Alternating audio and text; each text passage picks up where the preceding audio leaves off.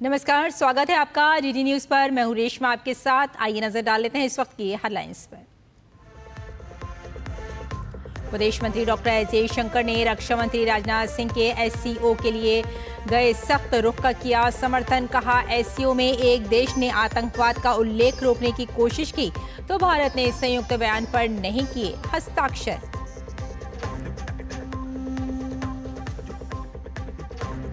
भारत और रूस के बीच S-400 एयर डिफेंस सिस्टम की आपूर्ति और भविष्य में होने वाली मिसाइल खरीद पर हुई चर्चा। रक्षा मंत्री राजनाथ सिंह ने कल रूसी समकक्ष से की बात।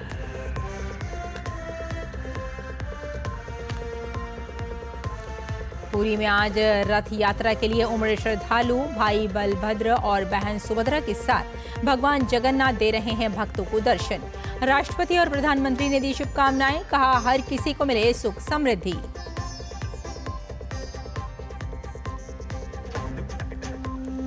चुनाव आयोग की टीम बिहार दौरे पर। आज राजनीतिक दलों से होगी बातचीत। चुनावी प्रक्रिया, सुरक्षा व्यवस्था और बूथ प्रबंधन की समीक्षा करेगी टीम।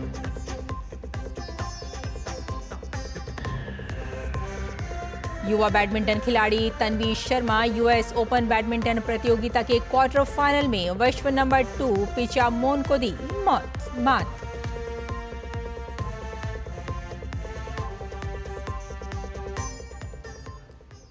और आइए अब समाचारों पर डालते हैं विस्तार से नजर।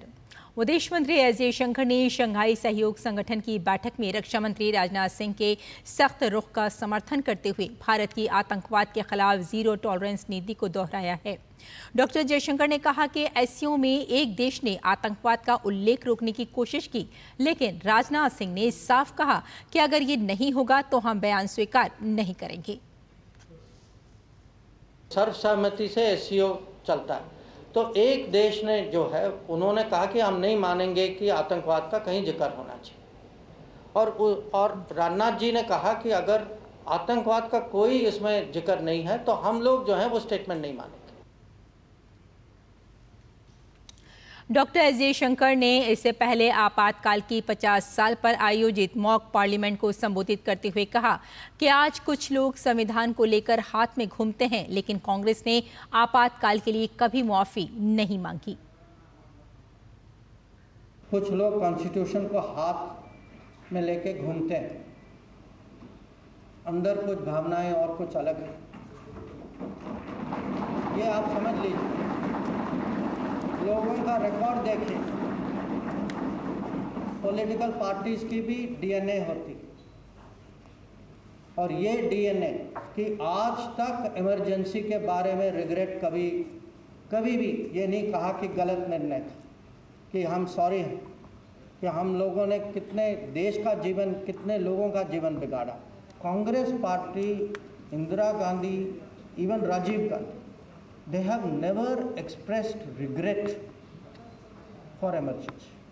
और रक्षा मंत्री राजनाथ सिंह ने चीन के किंगदाओ में एससीओ रक्षा मंत्रियों की बैठक के इतर रूसी रक्षा मंत्री से मुलाकात की। दोनों मंत्रियों ने वर्तमान भू राजनीतिक स्थितियों, सीमा पर आतंकवाद और भारत रूस रक्षा सहयोग जैसे कई विषयों पर गहन चर्चा की। रूसी रक्षा मंत्री ने भारत रूस के दीर्घकालिक संबंधों पर प्रकाश डाला, जो समय की कसौटी पर खरे उतरे हैं, और जम्मू कश्मीर के पहलगाम में 22 अप्रैल को हुए भयावह और कायराना आतंकवादी कृत्य पर भारत के साथ एकजुटता व्यक्त की।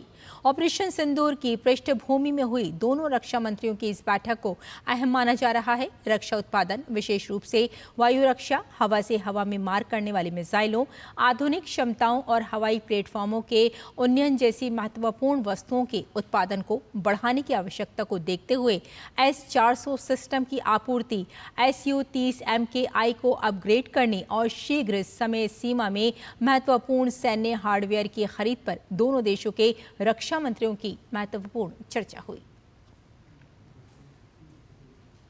रक्षा मंत्री राजनाथ सिंह ने चीन के किंगदाओ में एससीओ रक्षा मंत्रियों की बैठक के दौरान चीनी समकक्ष एडमिरल डोंग जून के साथ द्विपक्षीय बैठक की। दोनों मंत्रियों ने भारत चीन सीमा पर शांति और सौहार्द बनाए रखने की आवश्यकता पर गहन चर्चा की। रक्षा मंत्री ने द्विपक्षीय संबंधों में सामान्य स्थिति वापस लाने के लिए दोनों पक्षों द्वारा किए जा रहे कार्यों की सराहना भी की। उन्होंने स्थायी जुड़ाव और तनाव कम करने के लिए एक ढांचागत रोड मैप के माध्यम से जटिल मुद्दों को हल करने की आवश्यकता पर प्रकाश डाला। राजनाथ सिंह ने दोनों देशों के बीच सीमा प्रबंधन पर भी जोर दिया और इस मुद्दे पर स्थापित तंत्र को पुनर्जीवित करके सीमांकन का स्थायी समाधान निकालने पर जोर दिया। राजनाथ सिंह ने सर्वोत्तम पारस्परिक लाभ प्राप्त करने के साथ साथ एशिया और दुनिया में स्थिरता के लिए सहयोग करने के लिए अच्छे पड़ोसी हालात बनाने की आवश्यकता पर जोर दिया। राजनाथ सिंह ने जमीनी स्तर पर कार्रवाई करके 2020 के सीमा गतिरोध के बाद पैदा हुए विश्वास की कमी को पाटने का भी आह्वान किया। रक्षा मंत्री ने दोनों देशों के बीच राजनयिक संबंधों की स्थापना के 75 वर्ष पूरे होने के महत्वपूर्ण मील के पत्थर पर प्रकाश डाला।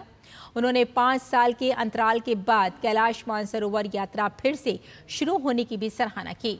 राजनाथ सिंह ने अपने समकक्ष को 22 अप्रैल 2025 को जम्मू और कश्मीर के पहलगाम में निर्दोष नागरिकों के खिलाफ किए गए जघन्य आतंकवादी हमले और पाकिस्तान में आतंकवादी नेटवर्क को नष्ट करने के उद्देश्य से भारत के ऑपरेशन सिंदूर के बारे में भी जानकारी दी। रक्षा मंत्री राजनाथ सिंह ने चीन के किंगदाओ में एससीओ के रक्षा मंत्रियों की बैठक के इतर बेलारूस के रक्षा मंत्री लेफ्टिनेंट जनरल विक्टर क्रेनिन और ताजिकिस्तान के रक्षा मंत्री लेफ्टिनेंट जनरल सोब्रिजोदा इमोमाली अब्दुल रकीम और कजाकिस्तान के रक्षा मंत्री लेफ्टिनेंट जनरल डोरेन कोसानोव के साथ द्विपक्षीय बैठकें की। इस दौरान रक्षा मंत्री राजनाथ सिंह ने रक्षा सहयोग में निरंतर जुड़ाव और तकनीकी सहयोग के क्षेत्रों में सहयोग के नए अवसरों की खोज के महत्व पर प्रकाश डाला। उन्होंने रक्षा उत्पादन के क्षेत्र में भारत द्वारा की गई तीव्र प्रगति और कई प्रमुख क्षेत्रों में अपनी रक्षा आवश्यकताओं को पूरा करने में आत्मनिर्भरता प्राप्त करने पर प्रकाश डाला। राजनाथ सिंह ने अपने समकक्षों को पहलगाम आतंकी हमले और पाकिस्तान में आतंकवादी नेटवर्क को खत्म करने के उद्देश्य से भारत द्वारा शुरू किए गए ऑपरेशन सिंदूर के बारे में भी जानकारी दी। वहीं मंत्रियों ने साझा हित के अन्य क्षेत्रों के अलावा क्षमता निर्माण, प्रशिक्षण, सैन्य तकनीकी सहयोग, सैन्य शिक्षा को बढ़ाने के लिए सहयोग जारी रखने पर सहमति व्यक्त की। और यहाँ रुकते हैं छोटे से ब्रेक के लिए, जल्द हाजिर होते हैं। आप देखते रहिए डीडी न्यूज। LIC लाया है unit linked insurance plan index plus. जीवन बीमा पाइए और निफ्टी स्टॉक्स के साथ अपने मार्केट रिटर्न्स को तेजी से बढ़ाइए। इस अट्रैक्टिव कॉम्बिनेशन के साथ अपना कल सुरक्षित कीजिए। सिर्फ 2500 रुपए मंथली प्रीमियम से शुरुआत कीजिए। आज ही LICindia.in पर जाएं। जो लक्ष्य चुना था समझ आने लगा है। GLA यूनिवर्सिटी, उच्च लक्ष्य की निश्चित प्राप्ति। मेरी पसंद, मेरी पसंद, मेरी पसंद, मेरी पसंद, हमारी पसंद, हम सबकी पसंद। मजबूत देश का मजबूत सरिया हो गया स्टील।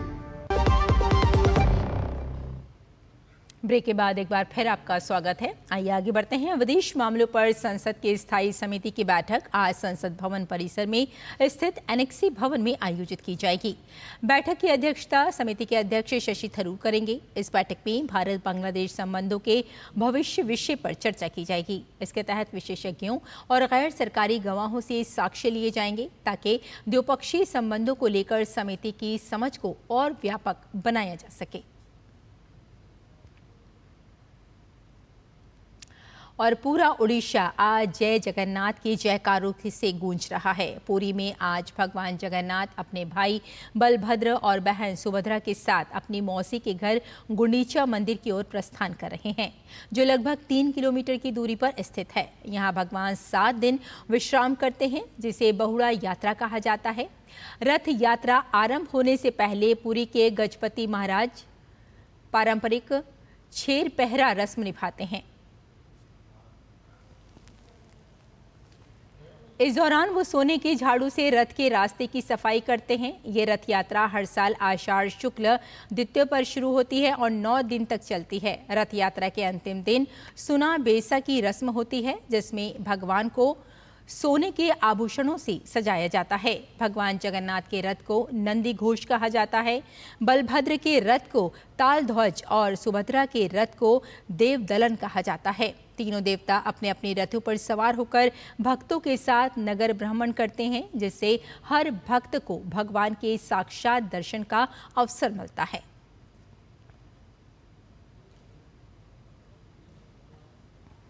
और अहमदाबाद में भगवान श्री जगन्नाथ की 148वीं रथ यात्रा पारंपरिक उल्लास और धार्मिक श्रद्धा के साथ शुरू हो चुकी है। इस खास मौके पर केंद्रीय गृह मंत्री अमित शाह ने श्री जगन्नाथ मंदिर में आयोजित मंगला आरती में परिवार समेत हिस्सा लिया और महाप्रभु के दर्शन।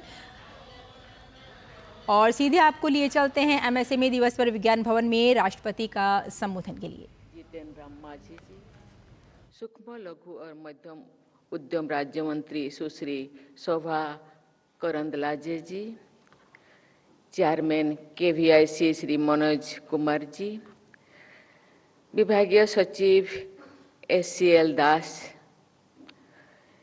देश भर से आए हुए उद्यमीगण, गणमान्य अतिथियों, देवी और स्वजन। सूक्ष्म लघु और मध्यम उद्यम देश की अर्थव्यवस्था के एक मजबूत स्तंभ है। इनकी सफलता के उत्सव के इस कार्यक्रम में आकर मुझे हार्दिक प्रसन्नता हो रही है। मैं यहाँ उपस्थित और देश भर के फैले एमएसएमई से जुड़े सभी लोगों को अंतर्राष्ट्रीय एमएसएमई दिवस की हार्दिक बधाई देती हूँ। एमएसएमई एक इंटरेस्टिंग सब्जेक्ट नहीं है, लेकिन ये बहुत काम की सब्जेक्ट है, क्योंकि निचले तबके के रहने हुए भारत के जितने भाई बहन का आर्थिक और सामाजिक उत्थान के ये सब्जेक्ट है। इसीलिए भारत सरकार ने इसको गंभीरता से ले रही है उनका आर्थिक और सामाजिक उत्थान के लिए। इस समारोह को आयोजित करने में एमएसएमईज को सहायता और प्रोत्साहन देने के लिए मैं सूक्ष्म लघु और मध्यम उद्यम मंत्री श्री जितेन राम मांझी और उनकी पूरी टीम को बहुत बहुत बधाई देती हूँ। हम सब जानते हैं आज जगत की नाथ जगन्नाथ का रथ यात्रा है। जगन्नाथ हम सबको सुख शांति दे, इसीलिए आप सबको बहुत बहुत शुभकामनाएं देती हूँ और सबको मैं कहती हूँ कि सब उसी ध्वनि से बोले कि जगन्नाथ के कर्ण तक ये आवाज पहुंचे। जय जगन्नाथ। सूक्ष्म लघु और मध्यम उद्यम न केवल देश के सफल घरेलू उत्पाद में महत्वपूर्ण योगदान देते हैं, बल्कि वे जमीनी स्तर पर नवाचार को भी बढ़ावा देते हैं। ये उद्यम रोजगार सृजन के साथ साथ सामाजिक समावेश को भी सफल प्रदान करते हैं। एक अनुमान के अनुसार एमएसएमई क्षेत्र भारत के सफल घरेलू उत्पादों में लगभग 30%, विनिर्माण क्षेत्र में 36% और निर्यात में 45% का योगदान रहा है। ये क्षेत्र कृषि के बाद देश में दूसरे सबसे बड़ा रोजगार सृजन करता भी है। एमएसएमईज भारत की विकास यात्रा का एक प्रेरणादायी अध्याय है। देश के स्थायी आर्थिक विकास के लिए एक सुदृढ़ एमएसएमई इकोसिस्टम न केवल महत्वपूर्ण है बल्कि अनिवार्य भी है। हमारे डेमोग्राफिक डिविडेंड का सबसे अधिक उपयोग इन्हीं उद्यमों ने हो रहा है। इन उद्यमों में अपेक्षाकृत कम पूंजी की लागत पर रोजगार के अधिक अवसर पैदा होते हैं। इन उद्यमों के विषय पर सबसे महत्वपूर्ण बात यह है कि इनके माध्यम से ग्रामीणों और पिछले क्षेत्रों में रोजगार पैदा होते हैं। इस तरह एमएसएमई क्षेत्र के उद्यम कमजोर वर्गों के सशक्तिकरण और विकास की विकेंद्रीकरण के जरिए समावेशी विकास में मदद करते हैं। इससे कई संदेह नहीं है कि एमएसएमई सेक्टर देश की प्रगति में महत्वपूर्ण भूमिका निभा रहा है, लेकिन इस सेक्टर के सम्मुख कई चुनौतियां भी है।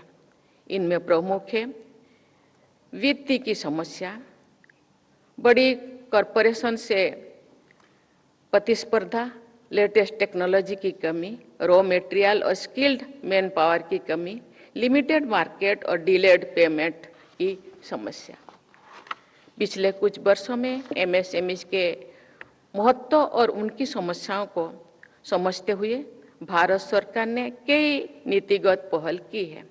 वर्ष 2025 के बजट में एमएसएमई के लिए वर्गीकरण मानदंडों को संशोधित किया गया है। एमएसएमई क्षेत्र के दायरे को बढ़ाया गया है, जिससे वे अपनी पात्रता खोने की किसी आशंका के बिना अपना विस्तार कर सकें। सूक्ष्म और लघु उद्यमों, स्टार्टअप और बेहतर रूप से संचालित निर्यातक एमएसएमई के लिए गारंटी कवर के साथ ऋण उपलब्धता बढ़ाया गया है।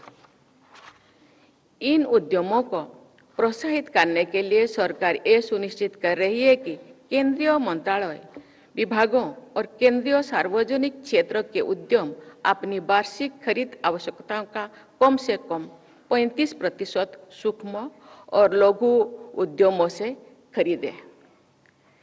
पीएम विश्वकर्मा योजना के तहत कारीगरों और शिल्पकारों का स्किल डेवलपमेंट किया जा रहा है और लोन तथा मार्केट तक उनकी पहुंच आसान बनाया जा रहा है। सरकार के प्रयासों से पंजीकृत एमएसएमई की संख्या में बहुत तेजी से वृद्धि हुई है। मुझे विश्वास है कि आज शुरू किया गया ऑनलाइन डिस्प्यूट रिजोल्यूशन पोर्टल विलंबित भुगतान के मामले में त्वरित सुनवाई और निर्णय के लिए महत्वपूर्ण साबित है। इसके लिए मैं विभाग को बहुत बहुत धन्यवाद देती हूँ। देवियों और स्वजनों, आप सब जानते हैं कि यूनाइटेड नेशंस ने वर्ष 2025 के लिए enhancing the role of MSMEs as drivers of sustainable growth and innovation को एमएसएमई दिवस के विषय के रूप में चयनित किया है। ये थीम हमारे देश के एमएसएमईज के लिए भी अत्यंत प्रासंगिक है। पूरे देश में एमएसएमईज का फैलाव और करोड़ों लोगों का रोजगार के लिए इस क्षेत्र से जुड़ाव इसे सस्टेनेबल ग्रोथ में महत्वपूर्ण बनाता है। इस क्षेत्र का विकास महिलाओं और कमजोर वर्गों के लोगों को आत्मनिर्भर बनाने में अहम है। ये प्रसन्नता की बात है कि एमएसएमई सेक्टर में हाल के वर्षों में महिलाओं की भागीदारी बढ़ी है। हम सब जानते हैं देश में महिलाएं 50% है। जब महिलाओं का रोजगार बढ़ेगा तो देश का जो हम लोगों का सपना 2047 तक देश को विकसित भारत बनाने का मुझे लगता है वो तब संभव हो सकेगा। लेकिन मेरा मानना है कि इस क्षेत्र में अधिक से अधिक महिलाओं की भागीदारी देश के सर्वांगीण विकास के लिए आवश्यक है। मैं युवा बेटियों से अपील करूंगी कि वे सरकार द्वारा चलाए जा रहे योजनाओं का लाभ उठाते हुए उद्यम स्थापित करें और आत्मनिर्भर बने। आज विश्व पर्यावरण के संकट और तेजी से बदल रही टेक्नोलॉजी से उत्पन्न चुनौतियों से जूझ रहा है।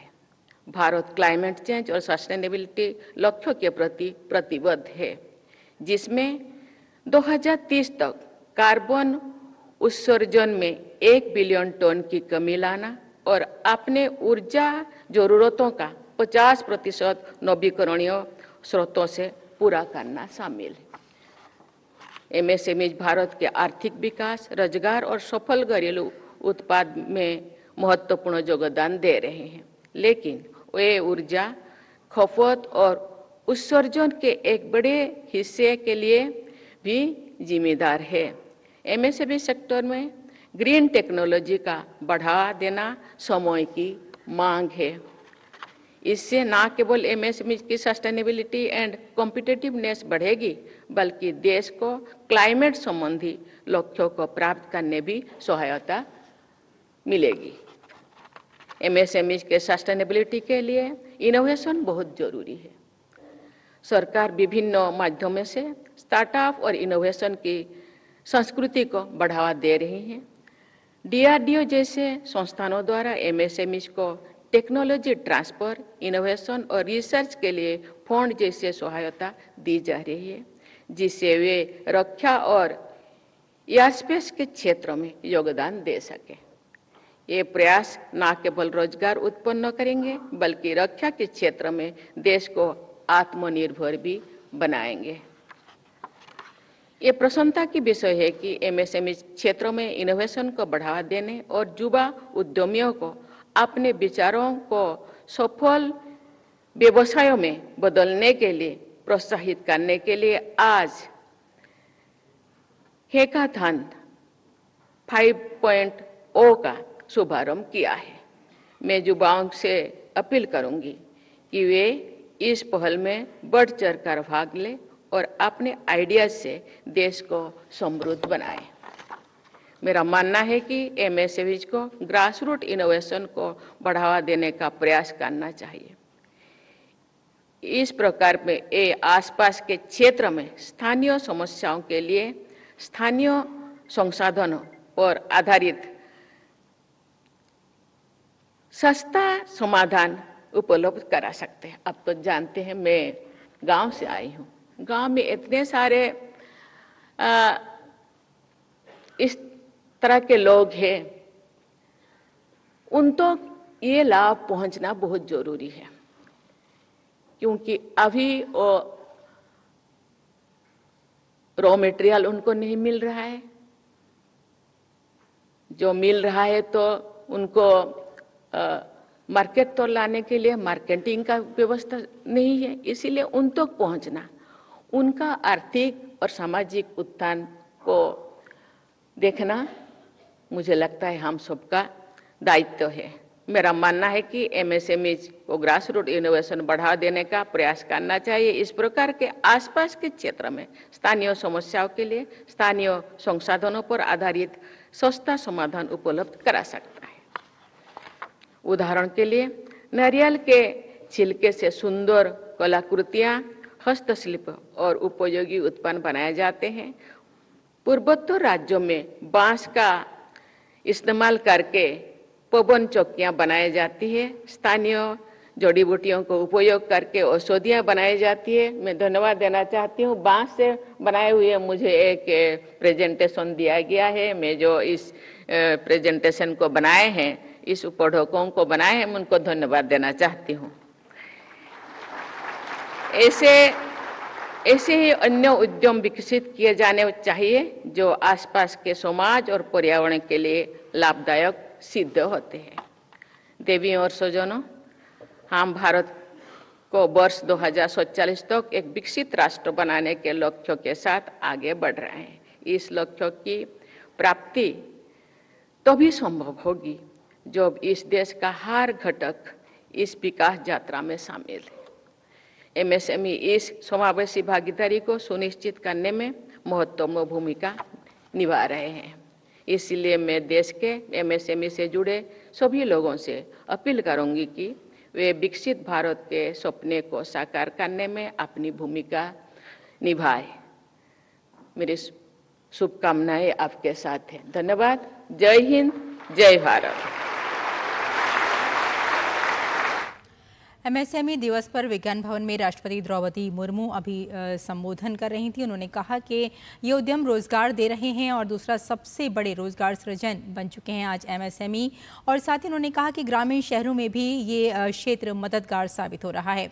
MSME को सरकार बढ़ावा दे रही है ताकि MSME जितने भी हैं वो अपना विस्तार लगातार बढ़ा सकें और देश को बढ़ाने में भी, देश के विकास की बढ़ाने में भी अपना रोल अदा कर सकें। यानी देश की प्रगति में लगातार MSME जो है अपना किरदार निभा रहे हैं। साथ ही उन्होंने ये भी कहा कि MSME के क्षेत्र का जो विकास है उसमें महिलाओं के सशक्तिकरण में एक खास भूमिका है, यानी कि महिलाओं की भागीदारी भी इसमें लगातार बढ़ रही है। टेक्नोलॉजी और इनोवेशन में MSME का साथ दे रही है सरकार। यानी कुल मिलाकर नौजवानों से उन्होंने यही कहा है कि ज़्यादा से ज़्यादा इस क्षेत्र से जुड़ें और देश की प्रगति में अपना रोल अदा करें।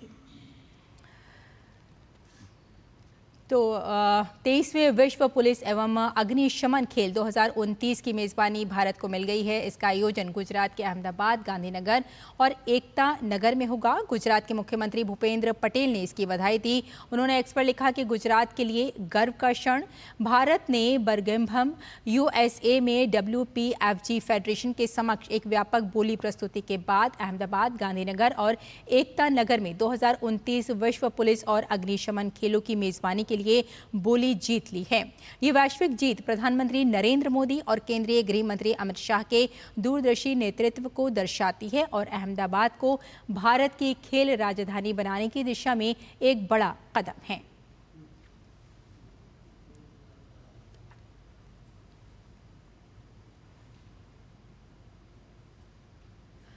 एक और खबर पर नजर डालते हैं। युवा भारतीय बैडमिंटन खिलाड़ी तन्वी शर्मा का US ओपन बैडमिंटन प्रतियोगिता में शानदार सफर जारी है। तन्वी ने दूसरे दौर के मुकाबले में जूनियर विश्व चैंपियन और वर्तमान में विश्व नंबर 2 पिचामोन ओपटनीपूत को 21-18, 21-16 के सीधे गेम में शिकस्त देकर क्वार्टर फाइनल में जगह बना ली।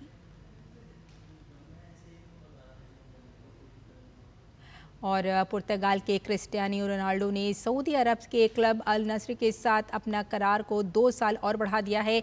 रोनाल्डो अब अल नस्र के साथ 2027 तक जुड़े रहेंगे। मैनचेस्टर यूनाइटेड से निकलने के बाद 2022 के अंत में अल नस्र में शामिल हुए रोनाल्डो ने शानदार प्रदर्शन किया है। उन्होंने 105 मैचों में 93 बार गोल किए हैं। सऊदी अरब में उनके जाने से वैश्विक फुटबॉल में एक महत्वपूर्ण बदलाव आया, जिसने सऊदी प्रो लीग की ओर अंतर्राष्ट्रीय ध्यान आकर्षित किया।